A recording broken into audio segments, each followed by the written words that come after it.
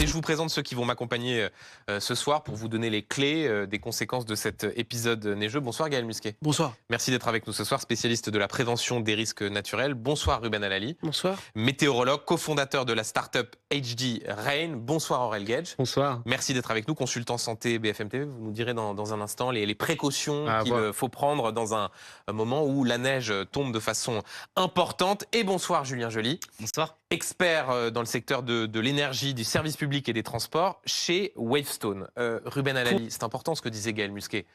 Les températures qui font que la neige tient et qui apportent aussi un degré de dangerosité puisque ça veut dire que les routes vont être verglacées. Et ça peut avoir ça aussi des conséquences quand on est à pied, évidemment pour les automobilistes. Oui, effectivement, on a le ciel qui va se dégager par endroits, la température qui va forcément diminuer par un phénomène classique du rayonnement nocturne. Donc on est avec des températures qui étaient proches de la gelée, vers 0 degré, moins 1 degré, qui vont diminuer cette nuit, qui peuvent provoquer de la formation de plaques de verglas, effectivement. On est en plus avec une étendue, une superficie sur laquelle la neige est tombée qui est quand même assez importante pour la saison aussi. Et d'ailleurs, pour parler de l'exceptionnalité, de la rareté du phénomène, non exceptionnel, on a déjà eu de la neige en novembre, mais sur son intensité, ça faisait depuis 1968 qu'au parc Montsouris à Paris, on n'avait pas relevé plus de 3 cm de neige en novembre. Ouais. On a déjà relevé bien plus. Mais d'habitude, ça arrive plus tard, plutôt vers janvier-février. Exactement. Ouais, voilà. Fin décembre, janvier-février, mars même, où il y a des épisodes neigeux fréquents. Mais voilà, du coup, quand même, depuis plusieurs années, on n'avait pas eu une telle quantité de neige. Et on est avec une zone de contraste entre le sud de la France, où il a fait une vingtaine de degrés, et ici, où on a eu de la neige et des températures proches de 0, voire négatives. Ouais. Et entre les deux, une bande où le vent a été très, très violent. On a eu des pointes à 163 km/h, à 121 km/h à Nantes. Et donc, du coup, on voit qu'on avait une véritable tempête, effectivement, qui continue à concerner la France. Alors que vous voyez ces images, notamment de la Tour Eiffel et la neige qui tombe, la Tour Eiffel qui, d'ailleurs, va rester fermée plus longtemps que prévu, compte tenu de cet épisode. Ruben Alali, sur l'évolution demain.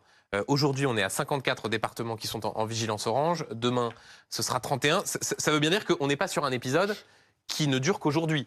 Demain, même si dans un certain nombre de départements les choses vont s'améliorer, il continue à y avoir des vigilances, en l'espèce 31 départements en vigilance orange pour demain vendredi. Oui, tout à fait. En fait, on l'a vu tout à l'heure sur la carte de vigilance, on a vraiment 2 types de phénomènes qui nécessitent d'être très attentifs sur le terrain.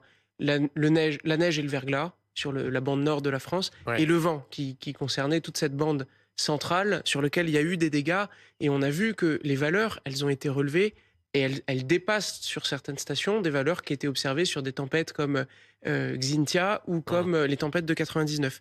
Donc on est avec ce double phénomène qui s'évacue au fur et à mesure, puisque la tempête est en train de traverser la France, elle est en train de s'évacuer, mais demain, effectivement, on continue à avoir non seulement des averses de neige et potentiellement la formation de verglas suite à la baisse des températures, et également encore des vents violents qui vont continuer à concerner les Alpes.